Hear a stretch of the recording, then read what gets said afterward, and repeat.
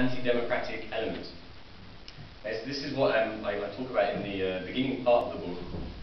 And this is just an example by what I'm talking about. This is from Lord Balfour, of course, the British politician in 1919, who said, in Palestine we do not propose to even go through the form of consulting the wishes of the present inhabitants of the country. And in fact, in the same year, the Zionist organization in London, in this city, said something along very similar lines. They said that the problem with democracy is that it, quote, too commonly means majority rule without regard to diversities of types or stages of civilization or differences of quality. Okay?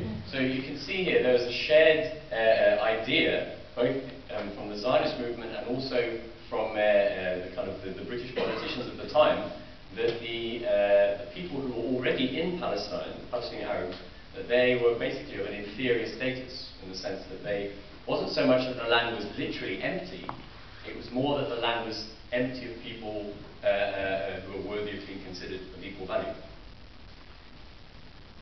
So moving forward, once the state has been established in 1948, and of course that was accompanied by a large-scale ethnic cleansing of most of the Palestinians who would have been inside what became Israel. And then in the first few years of the state, moving into the mid-50s, there was key laws passed by the first Israeli parliament, the Knesset. And I just named some of them here, again, without going into detail: the law of return, the absentee property law, citizenship law. All these laws, what they were doing was really shaping the boundaries of inclusion and exclusion in terms of how the state was going to be structured. And what these laws did was kind of codify in legislation, make a fact in law, the ethnic cleansing expulsions that had taken place. And so what these laws were doing were confirming the fact that the Palestinian refugees were not going to come back, in terms of who it defined was going to be a citizen or not, and in terms of relating to property, land confiscation.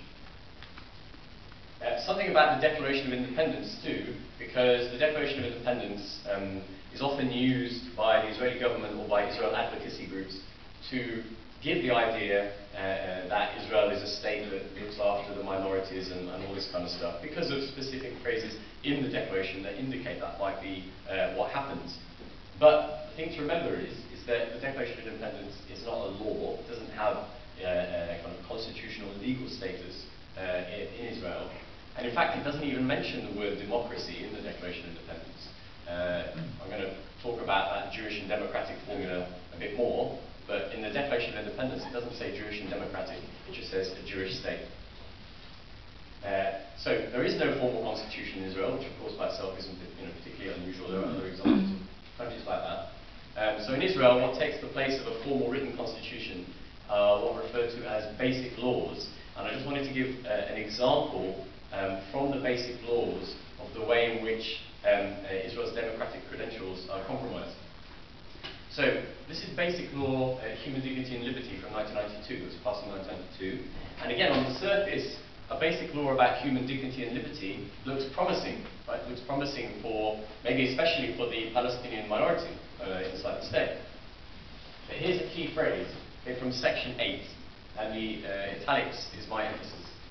There shall be no violation of rights under this basic law except by a law befitting the values of the State of Israel, enacted for a proper purpose and to an extent no greater than is required. Now, obviously that begs the question, what are these values that can be used to violate the rights in this? Well, the law earlier, the basic law earlier says what those values are, namely the values of the State of Israel as a Jewish and democratic state. Okay, so in other words, that element there of Israel being a Jewish state is part of the values that can compromise the rights contained in human dignity and liberty. And former High Court judge, former Supreme Court judge Barak said about that particular issue, quote, Israel is different from other countries. It is not only a democratic state, but also a Jewish state. Moving on, this is a useful quotation from Oren Yiftachel, who is an Israeli professor. But despite declaring the regime as democratic, ethnicity and not territorial citizenship is the main determinant of the allocation of rights, powers and resources. So that's in that one sentence, that's really bringing out one of the key themes of this section here. I mean, Yiftachel talks about Israel as being an ethnocracy, but I don't want to kind of get bogged down in the different terminology. Two illustrations to talk about the kind of values that are underpinning these different laws and constitutional setup. The first one from Ariel Sharon, the former Prime Minister, in the Knesset in 2002. He said, and this is a really key distinction, and again the italics are my emphasis, Palestinian citizens have rights in the land, but all rights over the land of Israel are Jewish rights. Okay? And that was actually something he repeated in the UN too. And that's a really important distinction from the Palestinian point of view. Because actually, what it means is that idea informs policies and a whole approach of the state or minority that sees them at best as a tolerated presence if it behaves itself, right? If they behave themselves. And another example of this is from a settler, a Jewish settler who is in Sheikh Jarrah in occupied East Jerusalem in a Palestinian house. He said, quote, "I don't have any personal problems with the Arabs. The important point is that they have to admit who the landlord is here." And by that he's not talking about literal rent, he's talking about the whole country. Whom does this place belong to? Right, so this is the attitude here that this is obviously contemporary. And you can see the way in which it goes back, the thread goes back all the way to the pre-state times too. Final example in this section, and the reason I pick it is because this jurist, Ruth Gavison, is kind of an eminent legal figure in Israel. She was once considered for a position on the Supreme Court, and she helped found the Association for Civil Rights in Israel. So she's coming at it from a quote-unquote liberal perspective, or at least more than some others might do. But she's still defending the idea of Israel as a Jewish state. But even within her defense of that, she says the following. She openly admits the following. She says, "The Jewish state is thus an enterprise in which the Arabs are not equal partners." Remember, she's not talking about Arabs anywhere else. She's talking about citizens. And she also said, "The needs of Jewish nationalism do, in some cases, justify certain restrictions on the Arab population in Israel, particularly in areas such as security, land distribution, population dispersal, and education." So again, here we're not talking about small fry. Right? We're not talking about just maybe kind of, let's say, prejudice in the workplace or these kinds of things, or a feeling of not really belonging. We're talking about very important issues of state and policy that Ruth Gavison is saying actually in a Jewish state those have to discriminate against Palestinian citizens in those areas. And that is a good way to lead into looking at some of these specific examples. Again, I could have picked a lot of different examples here. And looking back, I can't even really remember if there was a logical reason why I picked the ones I have done. I'm going to go with 4 examples. Present absentees, unrecognised villages, Judaization and the demographic threat, and the citizenship law, otherwise known as the family separation law. So, present absentees. Well, the reason I did pick present absentees, and if you don't know what that means, I'm about to explain it. The reason why I picked that, excuse me for my voice by the way, people who've heard me speak before have thought, well, he doesn't normally speak like this, but I just had a bad cold this week. Present absentees relates to the main issues of land confiscation and expropriation inside Israel since 1948. So to go back to those first few years that I mentioned already, the historical context is this mass land confiscation. Here's a few kind of statistics to highlight what we're talking about here. By 1950, cooperative settlements, like the kibbutz and the moshav and things like that, held 45% of abandoned or confiscated Palestinian land. Okay, so there's been this large-scale transfer in ownership.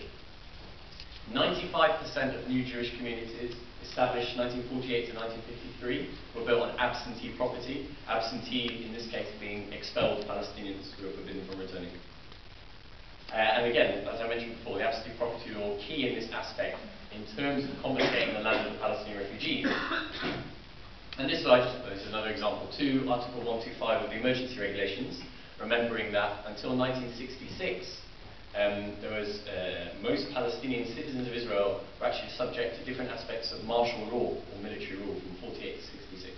And the use of that law, of that article of the emergency regulations, which Shimon Peres, for example, praised for this specific reason, was that it allowed the military governor, the Israeli military governor of a particular area, to say, okay, this area is out of bounds now, nobody's allowed to enter it. And then after a particular time has passed, and obviously no one's been there, then using another law, the state is able to say that the land has not been cultivated, and therefore no one's using it, so it's confiscated. I just put this example in because it's good to kind of have personal examples or illustrations of what we're talking about, and I find this fascinating as well. This is an extract from a diary of a resident in an early kibbutz in Israel, so just kind of the newly established kibbutz, and it's been established on the ruins of an ethnically cleansed Palestinian village. And this is just a kind of very illustrative example of what was going on at the time. Sorry, just to read this out. Living in an Arab village, in homes of people who had left in an awful hurry a short time before we arrived, here we were, American Jewish pioneers, come to help build a new homeland and create a new society. It was bad enough living in the village where you could almost feel their presence, where part of their possessions were left behind, with their storerooms filled with last season's crops. If all this wasn't enough to destroy our ideological balloon, there was a problem of what to do with the mosque. These were the leftists. Okay, so present absentees are the Palestinian citizens who, despite becoming citizens and despite remaining within the borders of what had become Israel, still had their property confiscated under the same absentee property law that took the refugees' property who are now outside of the borders. Okay, so that is basically what a present absentee is, present in the state but their property is still being confiscated. And I wanted to give one example, because again, it's a very good illustrative example of what's going on here.